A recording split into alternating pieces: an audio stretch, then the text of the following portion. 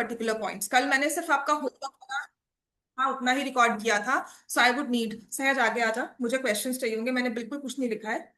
ठीक है। So find the value of the polynomial.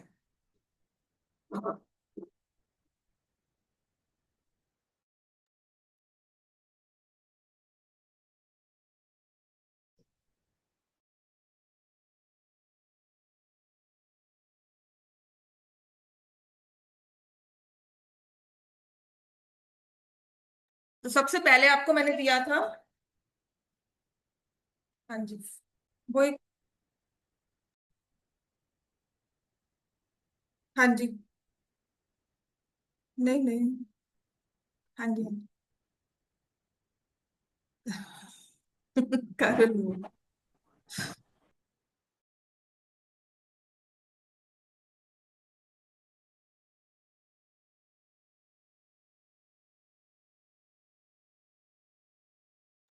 तो इसमें हमें वैल्यू ऑफ द पॉलिनोमियल निकालनी है। आपको पहले दिया हुआ था x cube plus x square plus x plus one, और आपने एक्स इक्वल टू जीरो पे निकालनी थी।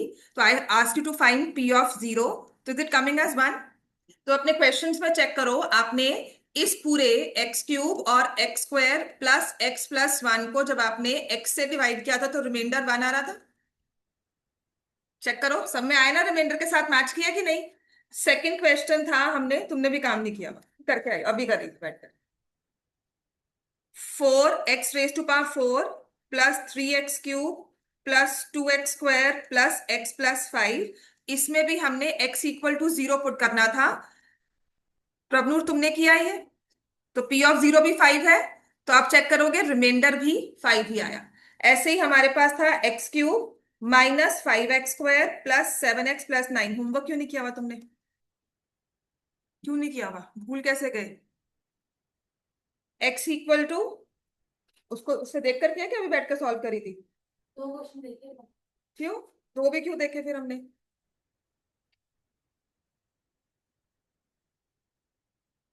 वेरी बैड, ये सच में मैं लिखूंगी तुम्हारा नाम कि आज तो या तो होमवर्क ही नहीं करके आए हम, है ना? और आंसर भी तुमने फिर यहाँ पे गलत निकाला होगा, उसका देखकर ही आंसर भी यहाँ पे गलत किया होगा।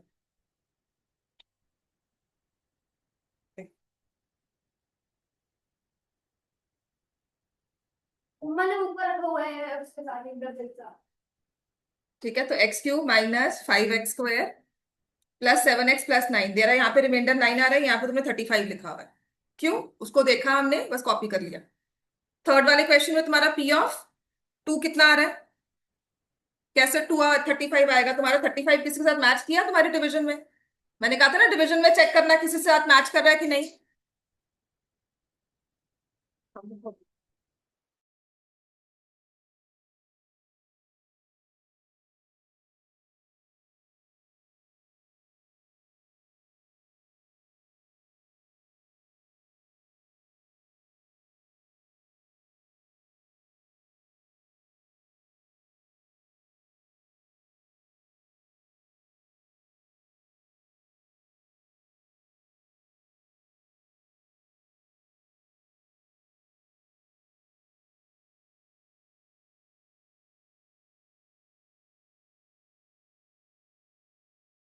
This is what we are suppose to check. ठीक करो इसको। तुम्हारा 35 कैसे आएगा? तुमने भी उसका बिल्कुल सेम कॉपी कर लिया। कभी कहते हैं नकल के लिए भी अकल चाहिए, वही चीज तुम कर रहे हो यहाँ पर। यहाँ पर इसको 12 लिखा हुआ है, तुमने यहाँ पे 2 निकाला हुआ है आंसर, बहुत अच्छे से। तुम सिंपल प्लस माइनस भी नहीं कर रही हो ठीक से। कैसे 12+23 किया? कौन से नंबर्स को ऐड किया? -12 नहीं हुआ, एक -20। फिर इंटीजर्स हमने किए नहीं हुए सिक्स में। क्यों नहीं ध्यान दे रहे बेटा? ये सब गलतियां ना नाइन्थ में आके नहीं चलेंगी कि हमने -2 लिख दिया, माइनस नहीं लिखा। This is very wrong. आपको अगर इंटीजर्स की क्लास चाहिए, सच में मैं वर्कशीट दूंगी, 10 बार उसको मैं सॉल्व करवाऊंगी कि वहां पे बैठकर सॉल्व करो घर के लिए होमवर्क। फिर हमारे पास है आंसर ऐसे ही है, लेकिन मैंने जैसे लिखने वक्त x-2 को 2 - 2 लिखना। 2 - 2 नहीं, वो कुछ नहीं मुझे पता, आपने इसको p ऑफ x लिखा।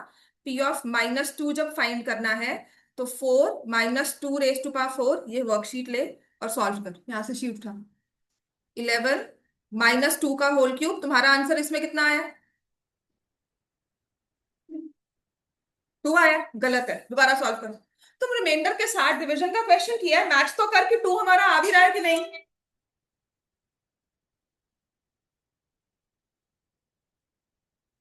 हाँ, यार मुझे कनेक्ट हो रहा है।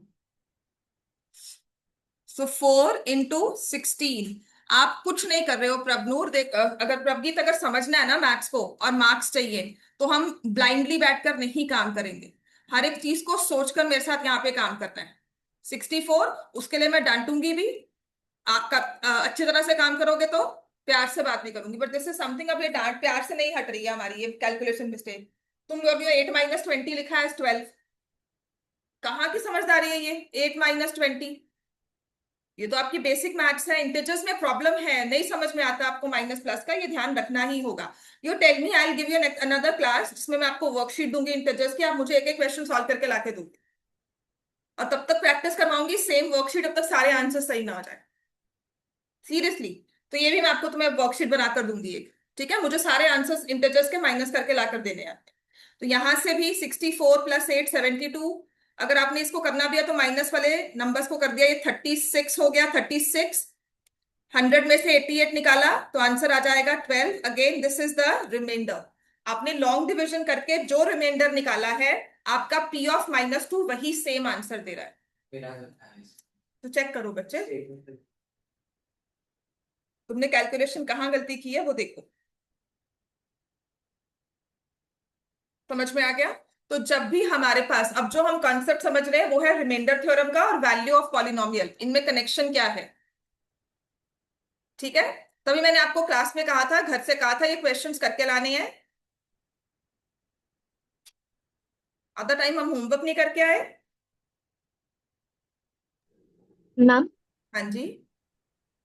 मैम एक क्वेश्चन में रिमाइंडर 0 ही आ रहा था। हाँ, तो रिमाइंडर 0 आ सकता है ना, आपका भी आंसर 0 ही आया डिवीजन में। 4x⁴ +8x³ +5x² +x - 3। इसमें डिवाइजर हमारे पास था 2x + 3, तो हमने निकाला P(-3/2)। सॉल्व करके आंसर 0 आ रहा है इसमें, पक्का?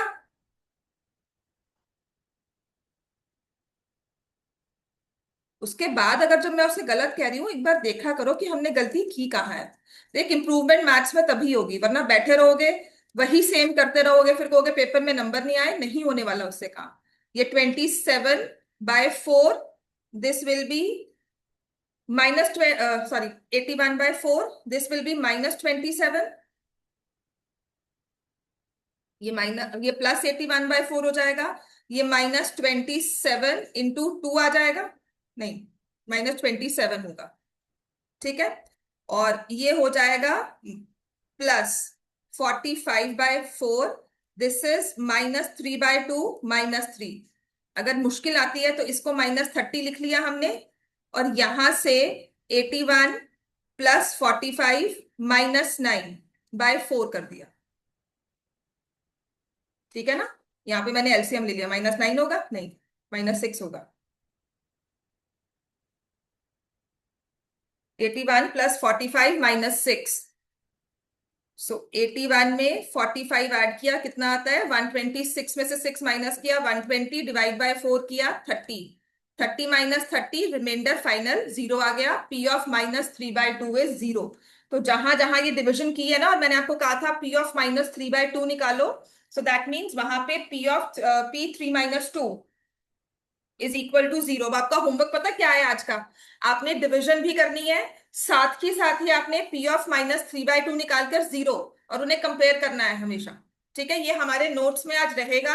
आपने ये सारे जितने भी क्वेश्चंस मैंने करवाए थे,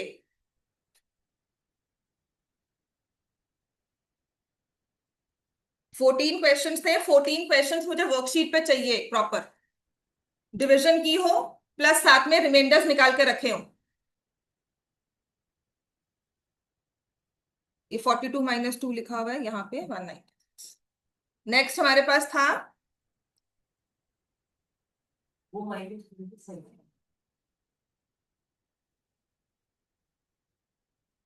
उसको हमने, उसको उसका है आंसर नहीं। बेटा पता क्या है, कैलकुलेशंस होती हैं वो तुम्हारी अलग होंगी, मेरी अलग, मैंने इसको ना दोनों को अलग लिख दिया। ये -30 मेरे पास आ गया। जो फ्रैक्शंस के साथ थे पहले मैंने उन्हें सॉल्व कर दिया अलग से, तो वो मेरा 30 आंसर ही दे रहे थे। -30 किया, ठीक है, उससे 0 आ गया। अगर आपने टोटल लेना है तो आप ले सकते। सिर्फ कैलकुलेशंस अपनी पसंद वाली होती हैं कि हमने इसको सिंप्लीफाई इजी वे में करना है, मुश्किल में करना है, ठीक है। अब सिक्स्थ क्वेश्चन हमारे पास था जिसमें लिखा हुआ है 2x⁴। हाँ, तुम्हारा कितना आंसर आया इसमें? पक्का आया? तो जब तुम्हारा मैंने कहा था चेक करो कि आपके आंसर मैच करने चाहिए किसी एक नंबर के साथ, अगर कुछ में मैच कर गए कुछ में नहीं किए, मैंने आपको कहा था कि मैच करेंगे, नहीं कर रहे हैं तो प्लीज चेक योर कैलकुलेशंस, अपनी कैलकुलेशंस को दोबारा चेक करने की आदत डालो। x-3 से डिवाइड किया तो I asked you to find p(3). आपने लिखा 2 × 3⁴, 3 × 3³ 2 × 3² -9 × 3 - 2, ये है p(3).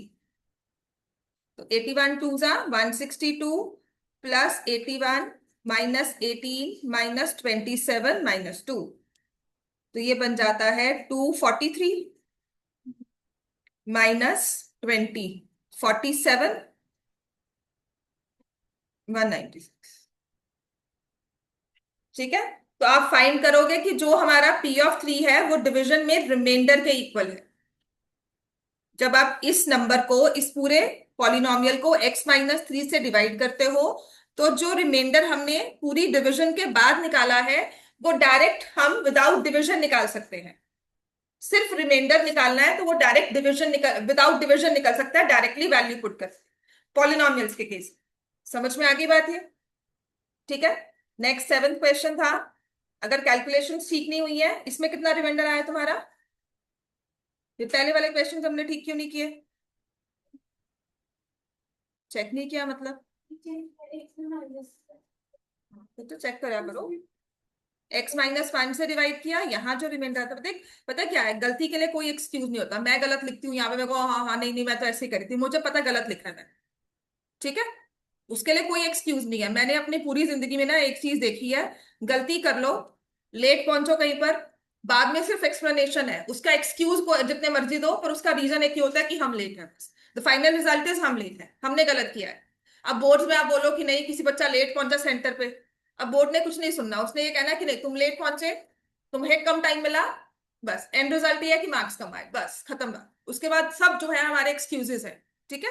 तो कोशिश करनी है वो सब नहीं कि क्यों गलत रह गया पता नहीं, उसे पता करो। इंप्रूवमेंट का पहली चीज ये है कि गलती हो रही है तो गलती क्यों हो रही है उसे पहले पता करना है, ठीक है ना। एक चीज होती है ना, आप पढ़ोगे कभी आके स्वॉट एनालिसिस पढ़ा हुआ है, या है ना, बहुत सारे ये जो मोटिवेशनल कोचेस होते हैं, स्ट्रेंथ वीकनेसेस अपॉर्चुनिटीज थ्रेट्स, तो जब तक हमें अपनी वीकनेसेस ही नहीं पता होंगी, है ना, उसे करना बहुत जरूरी होता है। मैथ्स अगर वीकनेस है तो वीकनेस कैलकुलेशंस में है, तो उन्हें हमें खत्म करना है, ठीक है। होमवर्क करके आओ, रेगुलर पढ़कर आओ, नहीं मार्क्स आएंगे ना उसके लिए फिर मैं रिस्पॉन्सिबल नहीं हूँ। 2x³ -7x² +5x -8। जियाना तुम्हारे प्रैक्टिकल में कितने मार्क्स थे बेटा? मैम पूरे थे। पूरे थे, तो यू स्कोर 38, नहीं 36 आउट ऑफ 40, राइट, है ना? Yes ma'am. हाँ, so when I said yes 31 I ma'am. Thought it's from 40, तो 36 out of 40 is a good score, ठीक है। I know obviously you can do better, पर इसमें डीमोटिवेट मत होना। मैंने जब 31 को लेस कहा था तो मैंने आउट ऑफ 40 कहा था, ठीक है। तो बाद में समायरा से क्लियर हुआ कि okay both ma'am. Of you scored out of 35 which is like pretty good, well done, okay. ठीक है। अब मैंने इसमें क्या कैलकुलेशन, थैंक यू मैम। ये 4 आ गया, यहां से -16 माइनस, हाँ ठीक है, मैं दूसरा आंसर चेक कर, -62, मैं ऊपर वाला क्वेश्चन चेक कर रही थी, अगेन द सेम रिमाइंडर -62। ये इसलिए याद करवा रही हूँ ताकि याद रहे। इसके बाद हम रिमाइंडर थ्योरम लिखेंगे, इसके बाद हम फैक्टर थ्योरम भी लिखेंगे, और इसके साथ हम नंबर्स की डिवीजन भी चेक करेंगे, क्योंकि अगर ये टॉपिक समझ में आ गया ना, आपके 3 या 4 नंबर का पूरा पेपर में क्वेश्चन समझ में आ जाएगा, ठीक है। क्योंकि इसके बाद मेन जो हमारा है ना वो फैक्टराइजेशन है। x⁴ minus 4x³ plus 4x² minus 3x+4, इसको डिवाइड करेंगे x-1 के साथ, तो हमने p(1) निकाला। अच्छा, ये जो 1 निकाल रहे हैं सबको क्लियर था हम कैसे निकाल रहे थे? जो भी हमारा डिवाइजर था ना, समझ में आया ना, उसको इक्वल टू 0 किया, तो जो x की वैल्यू आ जाती है ना, लीनियर जो हमारा डिवाइजर है उसको इक्वल टू 0 करके जो x की वैल्यू आएगी वो हमें यहाँ बात समझ में आ गई? This is one thing we need to understand. तभी मैंने ये देखो पूरे, अगर मैंने क्वेश्चंस में 3 दिन लगाया ना, इसका पर्पस है यू अंडरस्टैंड वो 1 कैसे आया, उस 1 को यूज कैसे किया जाता है। ठीक है, और ये आ जाएगा 1 -4 +4 -3 +4, तो ये आ जाता है 2, एंड यू विल सी हमारा रिमाइंडर भी 2 ही था। क्लियर हो गया? ऐसे ही था 4y⁴ 12, y³ 6y² +50y +26, इसका आंसर तुम्हारा कितना है? -82। पक्का? रिमाइंडर देख के तो नहीं बोल रही? बोलना भी नहीं है। ये किया ही नहीं, ये किया नहीं। अब सॉल्व करो बैठकर, फिर देखो आंसर आता है कि नहीं। डिवाइड क्यों नहीं किया? फिर डिवाइड भी करना चाहिए बेटा, डिवाइड वाला वाला काम भी हमें करना है। ठीक है, दिस इज -96 +24 -100 +26। कैलकुलेशंस कम से कम देखकर मत करो।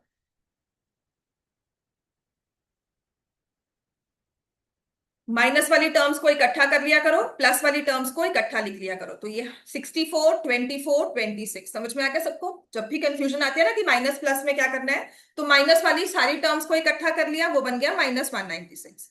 प्लस वाली सारी टर्म्स को इकट्ठा किया, तो यहाँ पर ये 90 और 24 will be 114, -82 is the answer. That is same as the remainder जो हमें डिविजन में मिला था।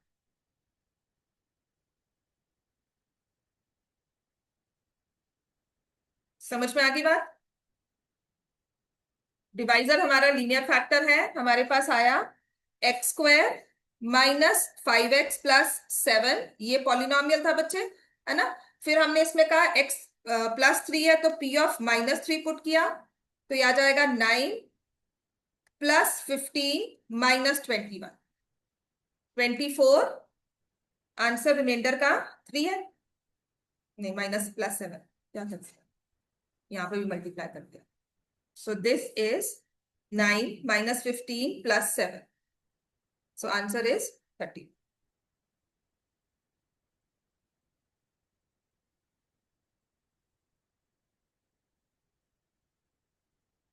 तुमने यहाँ पे -31 लिखा हुआ है,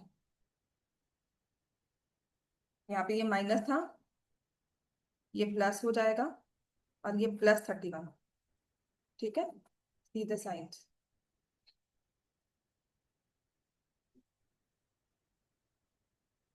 अब इसके बाद हमारे पास नेक्स्ट क्वेश्चन था x³ +3, बहुत आसान था।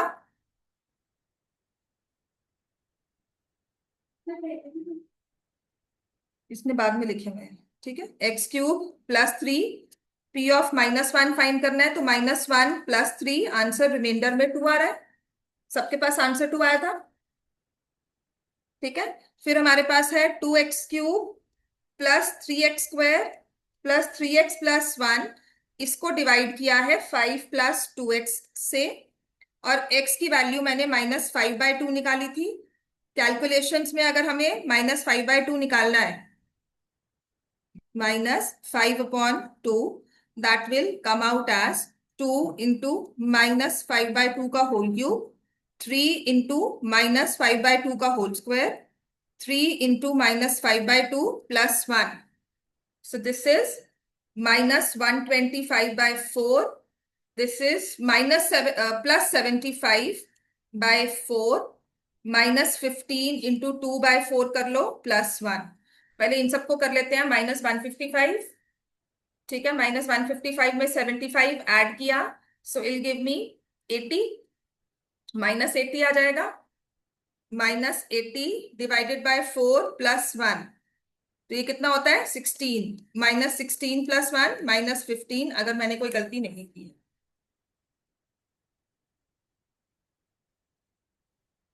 19 आ रहा है आंसर। कितना आंसर आया इसमें? -19 ही आएगा। मैंने कहाँ गलती की है? -76 आ रहा है ये। मैम -7। मेरा हाँ तो मैम ये, मेरा भी -19 था। हाँ 90, मैं यहाँ पे 16 लिख रही हूँ। 16 तो 5 से डिवाइड करके आता है, ये 20 हो गया ना। ना आएगा तो -19 ही, वो मुझे पता है, कैलकुलेशन में गलती कहाँ है वो चेक कर रही थी। This is -19। ठीक हो गया इतना? अब लास्ट हमारे पास क्वेश्चन था which says x raised to power 4 minus 3x square plus 2x plus 6, इसको डिवाइड करना है हमने x प्लस 1 से। तो -1 पुट किया, मतलब ma'am finding p of -1 raise to power 4। तो अगर पूरे डिवीजन प्रोसेस से बचना है और सिर्फ रिमाइंडर निकालने को कहा जाए तो हम वैल्यू निकाल देंगे पॉलिनॉमियल की, जो भी डिवाइजर दिया हुआ है। ठीक है, तो यही हमारा नेक्स्ट क्वेश्चन होगा कि व्हेन दे से फाइंड द रिमाइंडर, वो आपको डिवाइड करने के लिए कह ही नहीं रहा, उसने कहा है फाइंड द रिमाइंडर। ठीक है, और यहीं से हमारे पास आती है, पकड़ो, यहीं से हमारे पास आती है रिमाइंडर थ्योरम। राइट, तो हमने ऑब्जर्वेशन अब जो की, हमारे पास p ऑफ x था, अ पॉलिनोमियल, फिर एक लीनियर टर्म थी एज डिवाइजर, मान लो वो x प्लस के था, जिसे ना जनरली लिखते हैं ax प्लस बी, क्योंकि x के साथ भी कोई कोएफिशिएंट हो सकता है। ठीक है, आपने क्या किया, आपको सिर्फ रिमाइंडर निकालने को कहा गया कि फाइंड द रिमाइंडर, सिर्फ रिमाइंडर पे कॉन्सेंट्रेट, और कुछ नहीं चाहिए। डिवाइजर हमें कोशेंट पता ही नहीं कर रहा है, रिमाइंडर क्या है। ठीक है, तो अब करना क्या है, जब रिमाइंडर निकालना होता है तो हम ये जो डिवाइजर है ax प्लस बी को इक्वल टू 0 पुट करें। ठीक है, टू फाइंड रिमाइंडर, अगर स्टेप्स लिखने हैं, to find remainder put ax plus B equal to 0। तो x की वैल्यू तुम्हारे पास आ जाएगी -b/a। नाउ इस पॉलिनोमियल में we need to find value of polynomial at x equal to -b/, तो p ऑफ -b/a निकालेंगे। और जो ये आंसर आएगा ना, ये रिमाइंडर ही होता है हमेशा। प्रॉपर प्रूफ है इसका, फिर कभी बात करेंगे, पर आपने अभी याद रखना है ये रिमाइंडर ही है। ठीक है, अब मैं दो चीजें लिखूंगी यहाँ पर, ये लिख लो पहले, पूरा इसको लिखो, एक माइंड मैप बना लो कि आपकी value of polynomial is the reminder.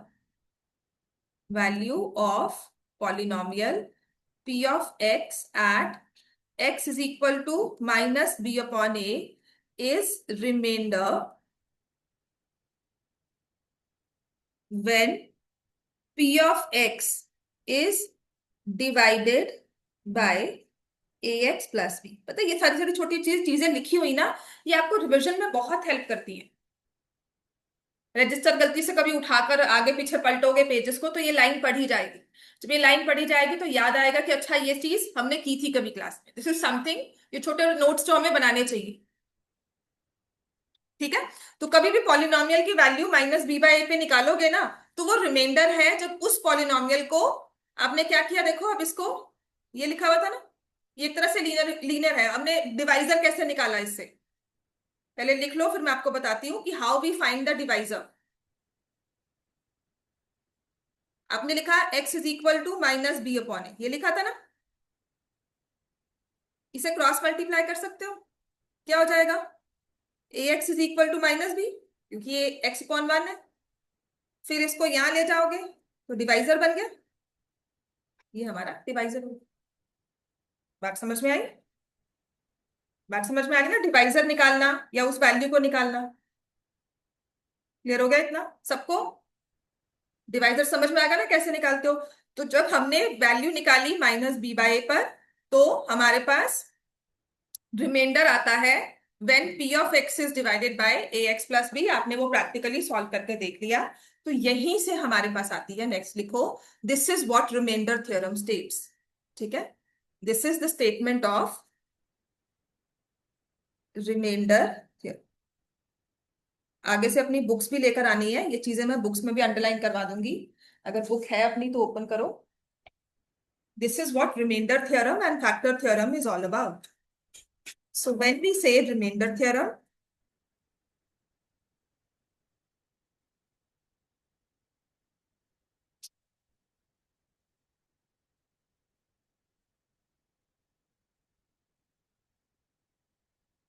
का मतलब है to find remainder. Remainder theorem book में लिखी नहीं हुई, फैक्टर थ्योरम लिखी है, इसके बाद फैक्टर समझाऊंगी। When p of x is divided by ax plus b, just to find the remainder. कुछ नहीं हमें निकालना, हमें सिर्फ रिमाइंडर निकालना है। ठीक है, टू फाइंड रिमाइंडर सबसे पहले क्या करना है, डिवाइजर को इक्वल टू जीरो करके x की एक वैल्यू निकालनी है। Find value of polynomial p of x at x equal to minus b upon a, therefore remainder is equal to p of minus b by a। Broadly ये हमारी remainder theorem है। ठीक है, ये ब्रॉडली हमारी remainder theorem होगी। अब इसके बाद सबने लिख लिया, इसी के साथ फैक्टर थ्योरम हमारी रिलेटेड है। और वो क्या है,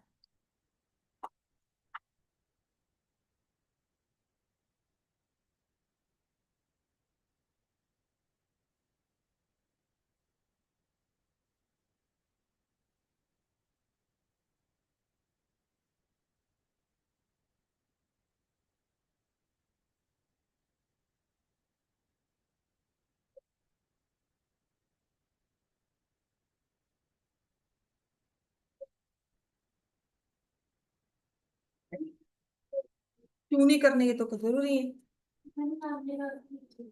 अभी फिलहाल के लिए क्रॉस करना। तो मैं जितना पढ़ाया उतने में से ये नहीं कर सकते, अभी बाद में करें।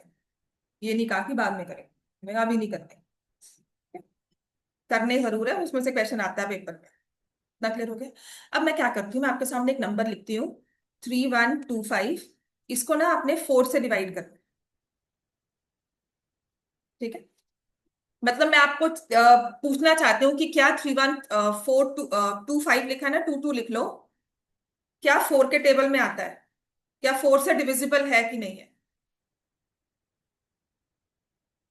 डिवाइड करके चेक करोगे ना, जब क्या चेक करते हो 4 हाँ से मिस। चेक करोगे कि आता है कि नहीं आता। ये 32 8 जा, देन वी हैव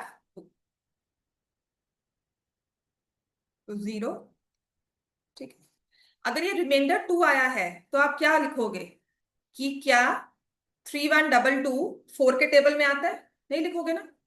जिस विटाइल से कि 3122 is not a multiple of 4, है ना, ये लिखते हो ना। या 4 is not a factor of 3122। अच्छा, फैक्टर कब आप डिसाइड करते हो कि ये नंबर फैक्टर बन चुका है। मान लो मैंने आपको लिखा 3120, अब इसको 4 से डिवाइड करो, क्या लिखोगे, 7 जा 28 हो जाएगा ना, बिल्कुल, है ना। 32 8 0 आ गया। तो किसी भी नंबर को फैक्टर बनाने के लिए क्या चेक करना जरूरी होता है, that remainder should be equal to 0। समझ में आ गया। या तो रिमाइंडर कोई नंबर होगा, या रिमाइंडर 0 भी नंबर है, या एग्जैक्टली 0 होगा, या फिर 0 से कोई बड़ा, या माइनस में या प्लस में कुछ भी हो सकता है, या 0 होगा। तो हम दो चीजों में अब डिफ्रेंशिएट करते हैं कि हमने अब p ऑफ x को, जो कि हमारा एक पॉलिनोमियल था, ax प्लस b से डिवाइड किया है px को। ठीक है, तो रिमाइंडर जो है, तो यहां पर लिख रही हूं p of x is divided bye, p of x is divided bye g of x, जिसको हमने लिखा ax प्लस b। तो या तो रिमाइंडर होगा अ नंबर अदर देन 0, या फिर रिमाइंडर होगा एग्जैक्टली 0। ठीक है, वो हमने कैसे निकाला, you find P of minus B by, यही रिमाइंडर है ना, तुमने माइनस बी बाय पुट करके रिमाइंडर निकाल दिया। अब आपके केस में एक नंबर में जीरो आया था ना रिमाइंडर, है ना, या तो रिमाइंडर होगा अदर देन जीरो या रिमाइंडर होगा जीरो। जब नंबर अदर देन जीरो है, 5, 10, 12, -62, -82, 100 कुछ भी आ रहा है, जीरो नहीं है बस, -1, 2 सब कुछ आ सकता है लेकिन जीरो नहीं आ रहा, तो हम कंक्लूड करेंगे g of x is not a factor of p of x, कि जी ऑफ एक्स ना उसको डिवाइड नहीं करता, वो फैक्टर नहीं है। और जहां पे रिमाइंडर जीरो आ गया, इसका मतलब g of x is a factor of p of x. जो तुम्हारा मैं रिमाइंडर जीरो लिख रही हूं ना, यहां से हमारी फैक्टर थ्योरम आ जाती है, यहां से हमारी फैक्टर थ्योरम आ जाती है।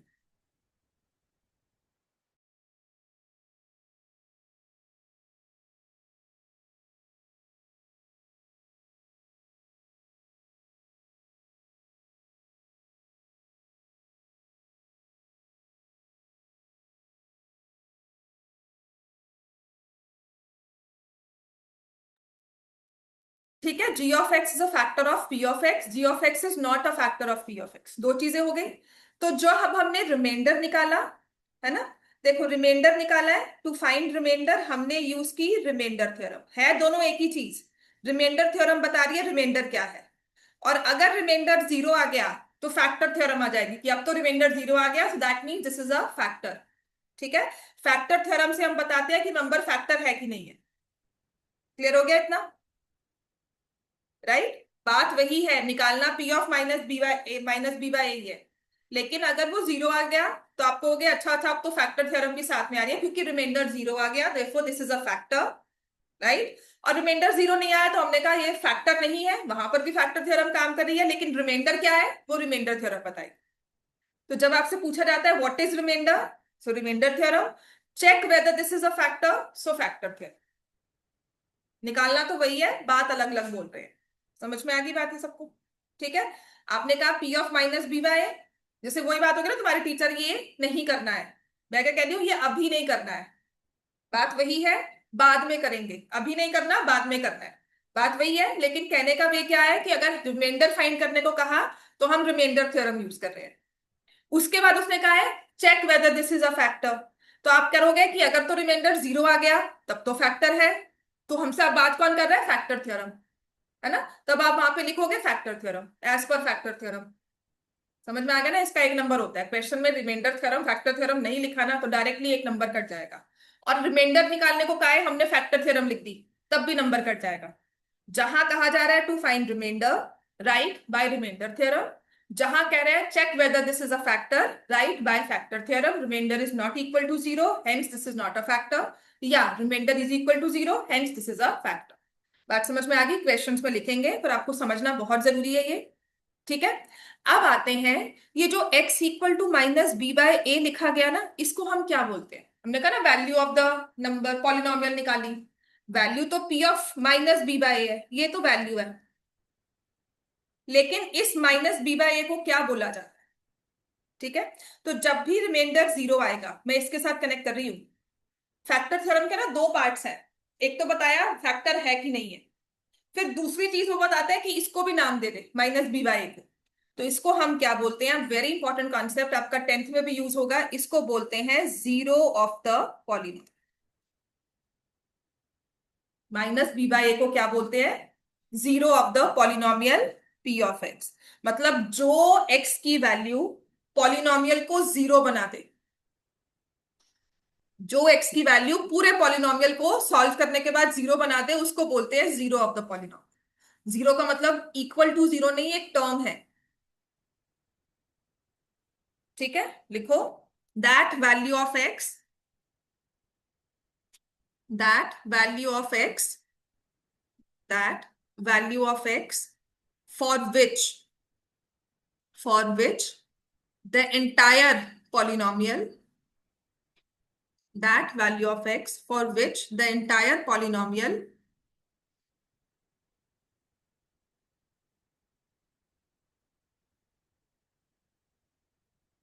takes value 0, yeah, becomes 0, takes the value of 0, takes value 0,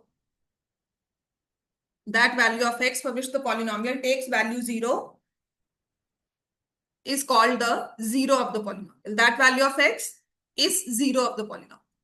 तो 0 जो है ना वो x की वैल्यू है, ठीक है।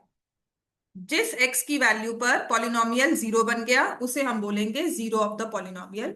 तो आपकी ना एक्सरसाइज 2.2 अब चेक करोगे, ये आपको मैं आज होमवर्क देने वाली हूँ, ये सब करके आओगे, ठीक है। एक्सरसाइज 2.2 कुछ करवाया था इसमें मैंने? नहीं। एग्जाम्पल 2 देखो, पेज नंबर 29, बुक नहीं है? Excuse me ma'am. हाँ जी बेटा बोलो। मैं भूल ना जाऊँ, मेरा इस टॉपिक से डाउट नहीं, मेरा एक वैसे डाउट था। हाँ बोलो बेटा, लिख लेती हूँ मैं। हाँ बोलो पर। The degree of the sum of two polynomials, the degree of, sum of two polynomials हाँ each of degree 5 is always 5। हाँ ठीक है। मैम ये ट्रू नहीं होना चाहिए हाँ तो ट्रू है। मैम, बट बुक के हिसाब से फॉल्स है। पॉल पता क्या वो केस लेके चल रहा होगा कि अगर एक का लीडिंग कोएफिशिएंट है -5 और एक का लीडिंग कोएफिशिएंट है 5, दोनों कैंसिल हो गए, है ना। तो उसने वो केस साथ में ले लिया। जी हाँ। कहाँ पे लिखा हुआ है?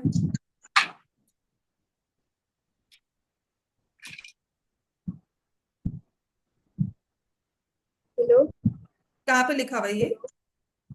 मैम, एग्जाम्पल का क्वेश्चन था। एग्जाम्पलर ना, हाँ। तो प्लस करने पे ना हमें देना चाहिए, मतलब इनकम्प्लीट इंफॉर्मेशन दी है that the coefficients are not equal और मे बी कैंसिल नहीं होते, या a+b अगर हमने इस तरह से लिखवाती हूँ, दो पॉलिनोमियल्स हैं, लेट मी से p of x and r of x, ठीक है। एक में डिग्री 5 है और एक में डिग्री, दूसरे में भी डिग्री 5 है, ठीक है। इसमें कोएफिशिएंट है a, लीडिंग कोएफिशिएंट, और इसमें है लीडिंग कोएफिशिएंट b। तो अगर a+b is not equal to 0, then p of x plus r of x will have degree 0, sorry degree 5, ठीक है। दो पॉलिनोमियल्स हैं, दोनों की डिग्री आपको गिवन है, इसमें लीडिंग कोएफिशिएंट दिया हुआ है a और इसमें लीडिंग कोएफिशिएंट दिया हुआ है b, सच दैट a+b, लिख लो इस चीज को, a+b is not equal to 0, ये असर्शन रीजनिंग में आ सकता है। Then p of x plus r of x, sum of both the polynomials will have degree 5 and product of, वैसे तो प्रोडक्ट अगर दिया जाए तो कभी भी हमेशा इसमें डिग्री 5 है ना, तो प्रोडक्ट में डिग्री 10 ही आएगी, 25 नहीं हो जाएगी, क्योंकि आप दो टर्म्स x⁵5 x⁵5 को मल्टीप्लाई करोगे, ठीक है ना। इनके कोएफिशिएंट्स ऐसे हो जाएंगे a और b, है ना। तो ए बी x⁻10 होगा, डिग्री 10 हो जाती है। समझ में आ गई बात? ठीक है ना। तो जब आपको कहा गया है कि सिंपल हमने दो पॉलिनोमियल्स लिए जिसकी डिग्री 5 है, लीडिंग कोएफिशिएंट्स के बारे में कुछ नहीं पढ़ा, is always 5, the sum of the polynomials will always have degree 5 is false, may have degree 5 is right। समझ में आ गया? समझ में आ गया बेटा? हाँ जी मैम। ठीक है चलो, अब आते हैं, आपका पेज नंबर 29 बताया था ना मैंने, पर उससे पहले ना एक चीज और लिखो,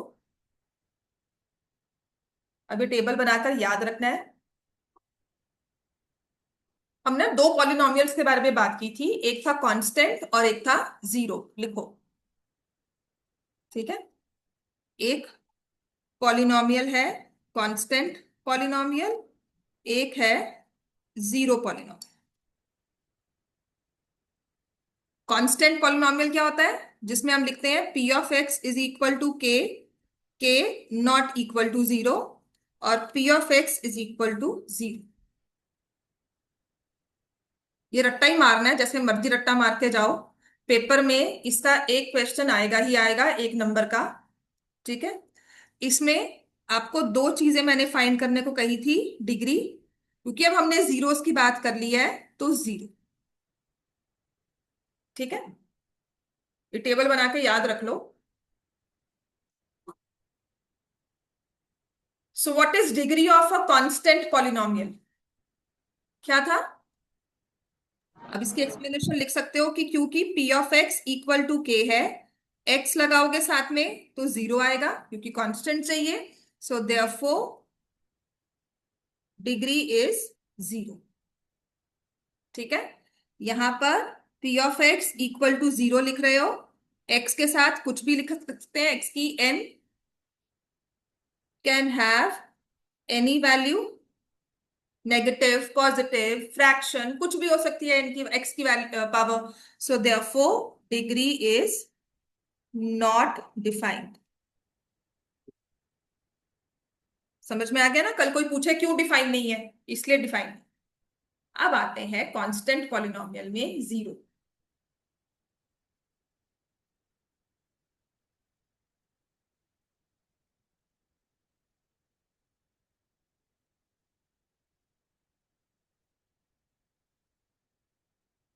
ठीक है। अब आपके पास ना ये पॉलिनोमियल दिया हुआ है, P of x is equal to some number. Example लिख लेते हैं, सम नंबर थ्री लिख लें यहाँ पर। P of x is equal to three, है ना? यहाँ पर X raise to power zero. ठीक है। आपने क्या करना है? आपने देखना है कि क्या कभी पी ऑफ एक्स जीरो हो सकता है। हाँ। हाँ बच्चे, मैं चुप कर गई थी, मैंने भी आगे काम नहीं करवाया था। ठीक है। ठीक है। मैम वो नेटवर्क इशू था, वो मेरी मीटिंग बीच में कट गई थी, मेरे को लगा कट गई मीटिंग। नहीं नहीं, वो नेटवर्क इशू मेरी तरफ से हो रहा है, आपकी तरफ से नहीं हो रहा है इस बार। ठीक है। कुछ कुछ ना कुछ प्रॉब्लम दे रहे हैं, पता नहीं क्या है। चल, हाँ, मैंने इतना कहा था कि आपको कांस्टेंट पॉलिनोमियल में डिग्री, और यहाँ पर जीरो पॉलिनोमियल है। ठीक है, तो हम जीरो निकाल रहे हैं, ये जीरोस ऑफ द पॉलिनोमियल के बारे में बात कर रहे हैं। तो ये है zeros of the polynomial, not zero polynomial, zeros निकाल रहे हैं। ठीक है, कि what is the zero of constant polynomial. तो हमने क्या किया, पी ऑफ एक्स में एक्स को जीरो किया। जीरो की पावर जीरो डिफाइन नहीं होती, तो ये थ्री रहेगा। There is no number as zero test to power zero, कुछ नहीं कर सकते उसको, वन लिखो कुछ लिखो, that is a undefined number. One raise to power zero again is one, है ना? तो थ्री इंटू वन कितना हो जाएगा, अगेन थ्री। तो इसको मत ही लिखो, ये कंट्रोवर्सी क्रिएट करेगा, इसको टू लिख लो। Two raise to power zero is one, p of x three रहा, one raise to power zero is one. ठीक है, पी ऑफ एक्स फिर से थ्री रहा, माइनस वन भी रखोगे तब भी थ्री रहेगा। तो कांस्टेंट पॉलिनोमियल में कभी भी वैल्यू जीरो नहीं आएगी। In constant polynomial p of x is never equal to zero for any value of x. किसी भी वैल्यू के लिए कभी भी जीरो नहीं होगा। तो इसीलिए इसकी जीरो को क्या लिखते हैं, इट हैज नो जीरो। ठीक है। So constant polynomial has no zero, does not exist,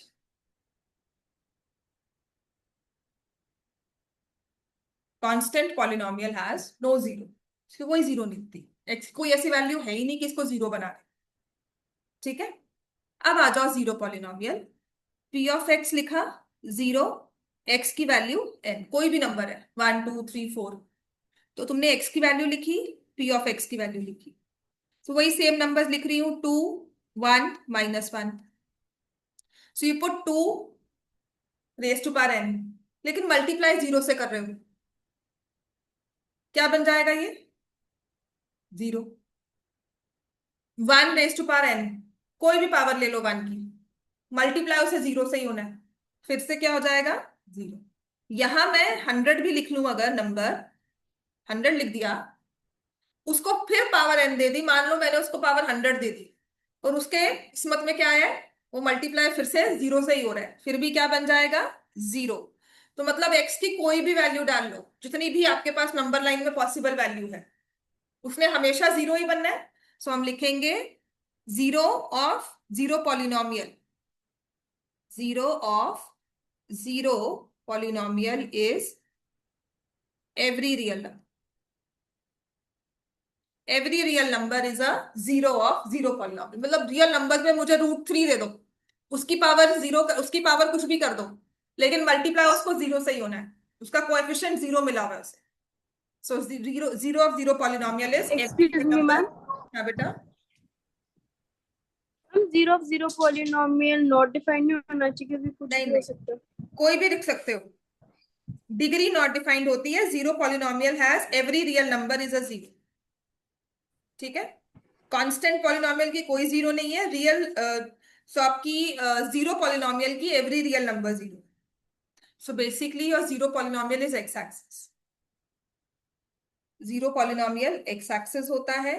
constant polynomial is line parallel to X axis, ठीक है। कोऑर्डिनेट के साथ भी जोड़ लेती हूँ इसको। जीरो पॉलिनोमियल मतलब एक्स एक्सिस जिसमें वाई जीरो होता है, और कांस्टेंट पॉलिनोमियल मतलब line parallel to X axis. Clear हो गया इतना सबको? ठीक है। अब आ जाओ, आपके पास है एग्जांपल नंबर 3 है ना, जीरोस ऑफ अ पॉलिनोमियल के अंदर। Example 2, find the value of each of the following polynomials, है ना। पेज 29 है प्रभनूर। यस। हाँ, नींद आ रही है ना, उठ जा। हाँ, पेज 29, क्योंकि मेरे पास पुरानी बुक है ये, ठीक है। दिस इज नई बुक का पेज 29, एग्जाम्पल 2। देखो इसमें क्या लिखा है, find the value of each of the following polynomials indicated at the indicated value of variable. मतलब देखो, एक दिया हुआ है पी ऑफ एक्स, ये मैक्सिमम ना आपका होमवर्क ही होने वाला है आज। 5x² माइनस 3x+7, और x की वैल्यू 1 लिखनी है, ठीक है। तो आपको क्या करने को कहा है कि पी ऑफ 1 निकाल। बात समझ में आ गई? पी ऑफ 1 क्या हुआ, 5 माइनस 3+7, 9। हाँ, अब मेरी बात सुनो। अब अपने दिमाग में ना, यहां पर लिखा नहीं हुआ पर तुमने अपने दिमाग में अपना थॉट प्रोसेस बनाना है कि since P of 1 is equal to 9, therefore लिखोगे बाय रिमाइंडर थ्योरम, ठीक है।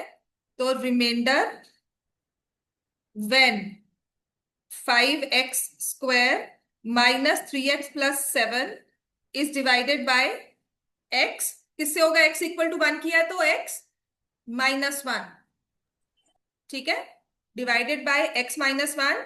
रिमाइंडर इज हाउ मच, कितना आएगा रिमाइंडर, ठीक है, रिमाइंडर इज 9। और अब आ जाएगी साथ में बाय फैक्टर थ्योरम, जिसे आप लिखोगे x-1 is not a factor of 5x² minus 3x+7।